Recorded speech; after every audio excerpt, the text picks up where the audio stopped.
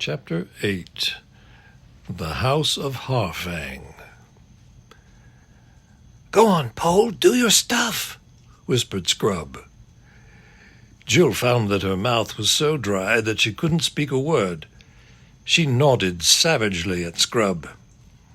Thinking to himself that he would never forgive her, or Puddleglum either, Scrub licked his lips and shouted up to the king giant, "If you please, sire, the Lady of the Green Kirtle salutes you by us and said you'd like to have us for your autumn feast."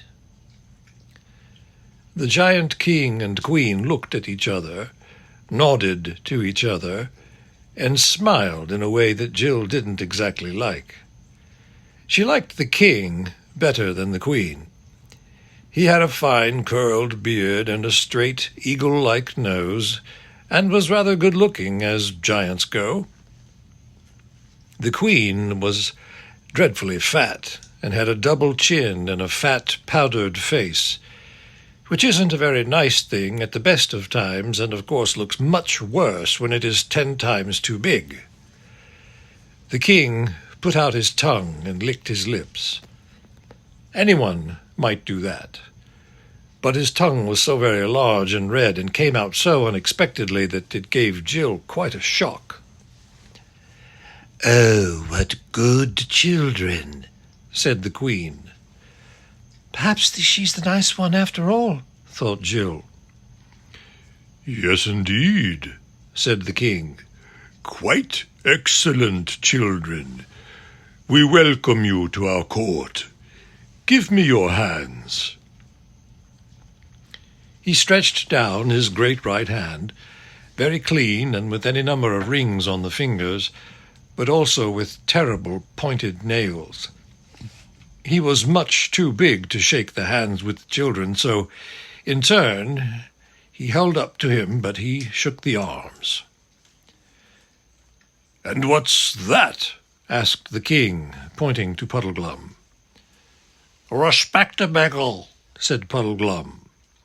"Oh!" screamed the queen, gathering her skirts close about her ankles. "The horrid thing! It's alive!" He's quite all right, your majesty. Really he is," said Scrub hastily. "You'll like him much better when you get to know him. I'm sure you will." I hope you won't lose all interest in Jill for the rest of this book if I tell you that at this moment she began to cry. There was a good deal of excuse for her. Her feet and hands and ears and nose were still only just beginning to thaw. Melted snow was trickling off her clothes, and she had hardly anything to eat or drink that day. And her legs were aching so that she felt she could not go on standing much longer. Anyway, it did more good at the moment than anything else she could have done. For the queen said, "Ah, poor child! My lord, we do wrong to keep our guests standing. Quick, some of you, take them away. Give them food and wine and baths. Comfort the little girl. Give her lollipops. Give her dolls. Give her physics. Give her all you can think of. Possets and comfits and caraways and lullabies and toys. Don't cry, little girl, or you won't be good for anything when the feast comes." Jill was just as indignant as you and I would have been at the moment, at the mention of toys and dolls. And though lollipops and comfits might be all well in their way, she very much hoped that something more solid would be provided. The Queen's foolish speech, however, produced excellent results, for Puddleglum and Scrub were at once picked up by a gigantic gentleman-in-waiting, and Jill by a gigantic maid of honor, and carried off to their rooms. Jill's room was about the size of a church, and would have been rather grim if it had not had a roaring fire on the hearth, and a very thick crimson carpet on the floor. And here delightful things began to happen to her. She was handed over to the Queen's old nurse, who was, from the giant's point of view, a little old woman almost bent double with age, and, from the human point of view, a giantess small enough to go about an ordinary room without knocking her head on the ceiling. She was very capable, though Jill did wish she wouldn't keep on clicking her tongue and saying things like, "Oh, la la, whoops-a-daisy," and "there's a duck," and "now we'll be all right, my puppet." She filled a giant foot bath with hot water and helped Jill into it. If you can swim, as Jill could, a giant bath is a lovely thing. And giant towels, though a bit rough and coarse, are lovely too, because there are acres of them. In fact, you don't need to dry at all. You just roll about on them in front of the fire and enjoy yourself. And when that was over, clean, fresh, warmed clothes were put on Jill. Very splendid clothes, and a little too big for her, but clearly made for humans, not giantesses. "I suppose if that woman in the green kirtle comes here, they must be used to guests of our size," thought Jill. She soon saw that she was right about this, for a table and chair of the right height for an ordinary grown-up human were placed for her, and the knives and forks and spoons were the proper size too. It was delightful to sit down, feeling warm and clean at last.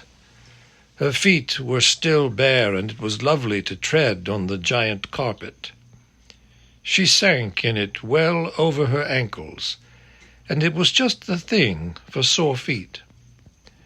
The meal, which I suppose we must call dinner, though it was nearer tea-time, was cockaliki soup and hot roast turkey and steamed pudding and roast chestnuts and as much fruit as you could eat.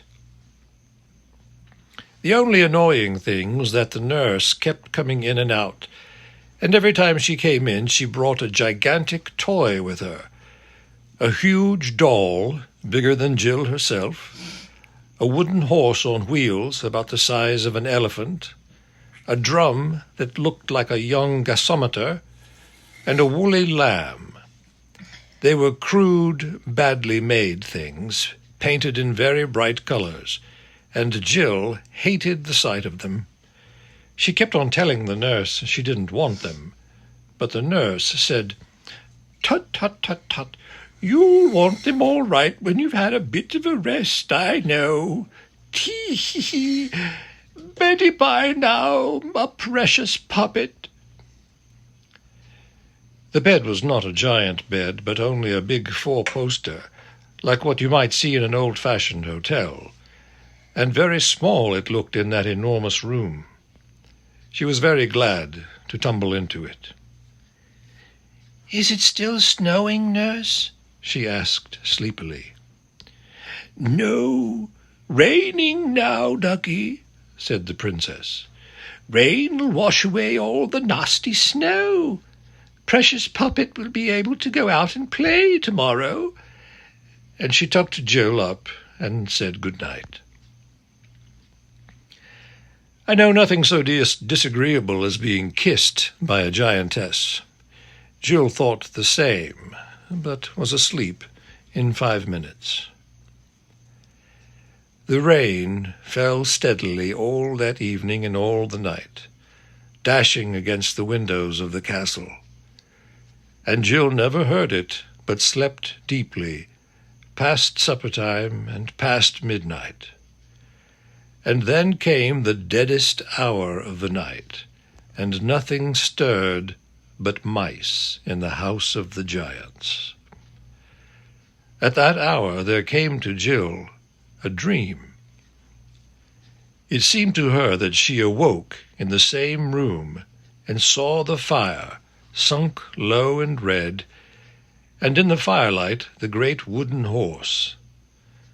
And the horse came of its own will, rolling on its wheels across the carpet, and stood at her head. And now it was no longer a horse. but a lion as big as the horse. And then it was not a toy lion, but a real lion, the real lion, just as she had seen him on the mountain beyond the world's end. And a smell of all sweet-smelling things there are filled the room. But there was some trouble in Jill's mind, though she could not think about what it was, and the tears streamed down her face and wet the pillow. The lion told her to repeat the signs, and she found that she had forgotten them all. At that, a great horror came over her, and Aslan took her up in his jaws. She could feel his lips and his breath, but not his teeth, and carried her to the window and made her look out. The moon shone bright, and written in great letters under the world or across the sky, she did not know which, were the words, "Under me." After that the dream faded away, and when she woke, very late the next morning, she did not remember she had dreamed at all. She was up and dressed and had finished breakfast in front of the fire when the nurse opened the door and said, "Here's Pretty Poppet's little friends come to play with her." In came Scrub and the Marshwiggle. "Hello, good morning," said Jill. "Isn't this fun? I've slept about 15 hours, I do believe. I do feel better, don't you?" "I do," said Scrub, "but Puddleglum says he has a headache. Hello, your window has a window seat. If we got up on that, we could see out." And at once they all did so, and at the first glance Jill said, "Oh, how perfectly dreadful." The sun was shining, and except for a few drifts, the snow had been almost completely washed away by the rain. Down below them, spread out like a map, lay the flat hill on which they had struggled over the yesterday afternoon. Seen from the castle, it could not be mistaken for anything but the ruins of a gigantic city. It had been flat, as Jill now saw, because it was still, on the whole, paved, though in places the pavement was broken. The crisscross banks were what was left of the walls of huge buildings which might once have been giants' palaces and temples. One bit of wall, about 500 feet high, was still standing, and it was that which she had thought was a cliff. The things that had looked like factory chimneys were enormous pillars, broken off at unequal heights. Their fragments lay at their bases like felled trees of monstrous stone. The ledges which they had climbed down on the north side of the hill, and also, no doubt, on the ledges on which they had climbed up on the south side, were the remaining steps of giant stairs. To crown all, in dark, dark lettering across the center of the pavement, ran the words, "Under me." The three travelers looked at each other in dismay, and after a short whistle, Scrub said what they were all thinking. "The second and third signs muffed." And at that moment, Jill's dream rushed back into her head. "It's my fault," she said in despairing tones. I'd given up repeating the signs every night. If I'd been thinking about them, I could have seen it was a city, even in all that snow." "I'm worse," said Puddleglum. "I did see it, or nearly. I thought it looked uncommonly like a ruined city." "You're the only one who isn't to blame," said Scrub. "You did try to make us stop." "Didn't try hard enough, though," said the Marshwiggle. "And I'd no call to be trying. I ought to have done it. As if I couldn't have stopped you two with one hand each." "The truth is," said Scrub, "we were so jolly keen on getting to this place that we weren't bothering about anything else. At least I know I was. Ever since we met that woman with the knight who didn't talk, we've been thinking of nothing else. We'd nearly forgotten about Prince Rilian." "I shouldn't wonder," said Puddleglum, "if that wasn't exactly what she intended." "What I don't quite understand," said Jill, "is how we didn't see the lettering. Or could it have come there since last night? Could he, Aslan, have put it there in the night? I had such a queer dream." and she told them all about it. "Why, you chump," said Scrub. "We did see it. We got into the lettering, don't you see? We got into the letter E in me. That was your sunk lane. We walked along the bottom stroke of the E, due north, turned to our right along the upright, came to another turn to the right, that's the middle stroke, and then went on to the top left corner, or, if you like, the northeastern corner of the letter, and came back, like the bally idiots we are." He kicked the window seat savagely and went on, "So it's no good, Pole. I know what you were thinking, because I was thinking the same. You were thinking how nice it would be if Aslan hadn't put the instructions on the stones of the ruined city till after we'd passed it.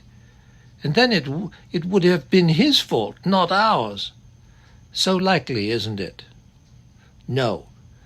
We must just own up.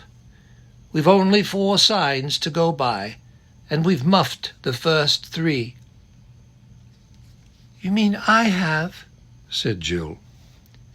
"It's quite true.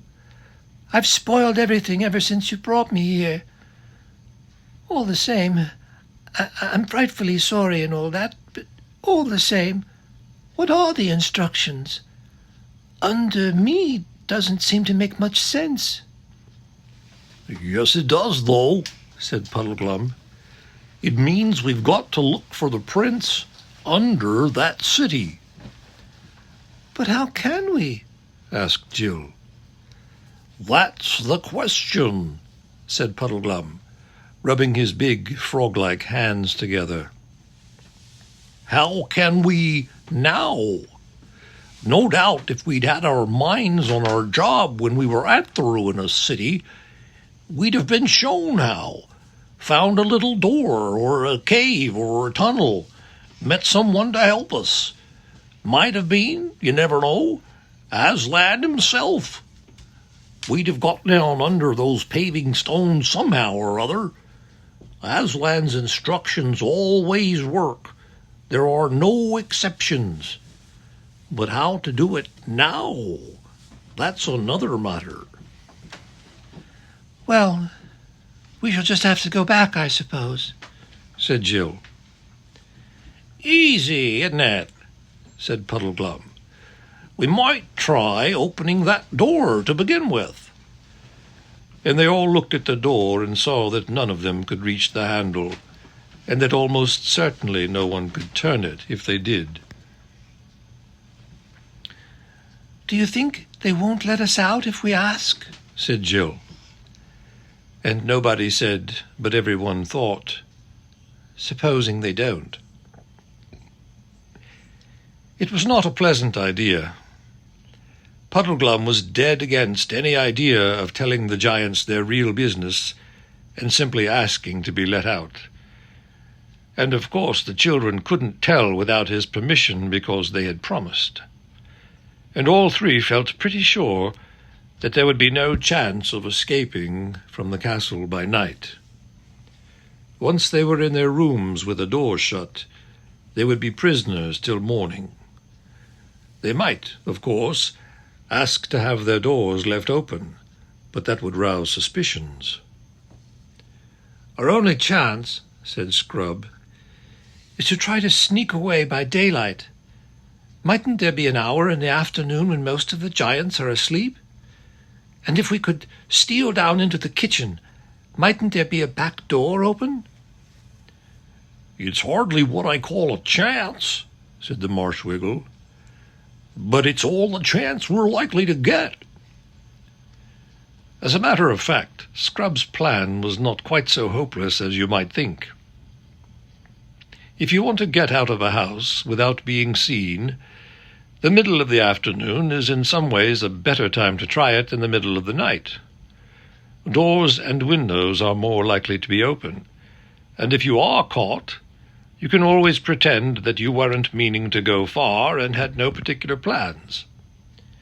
It is very hard to make either giants or grown-ups believe this if you're found climbing out of a bedroom window at 1 o'clock in the morning. "We must put them off their guard, though," said Scrub. "We must pretend we love being here and are longing for the autumn feast." "That's tomorrow night," said Puddleglum. "I heard one of them say so." "I see," said Jill. "We must pretend to be awfully excited about it and keep on asking questions. They think we're absolute infants anyway, which will make it easier." "Gay," said Puddleglum with a deep sigh. "That's what we've got to be.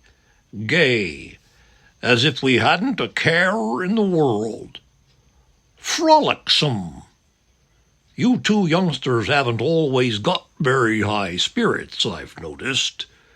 You must watch me and do as I do.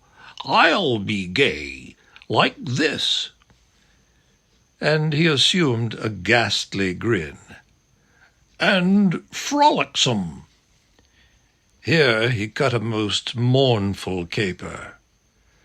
"You'll soon get into it if you keep your eyes on me. They think I'm a funny fellow already, you see. I dare say you two thought I was a trifle tipsy last night, but I do assure you it was, well, most of it was, put on. I had an idea it would come in useful somehow." The children, when they talked over their adventures afterwards, could never feel sure whether this last statement was quite strictly true, but they were sure that Puddleglum thought it was true when he made it. "All right, gay's the word," said Scrub. "Now, if we could only get someone to open this door. While we're fooling about and being gay, we've got to find out all we can about this castle."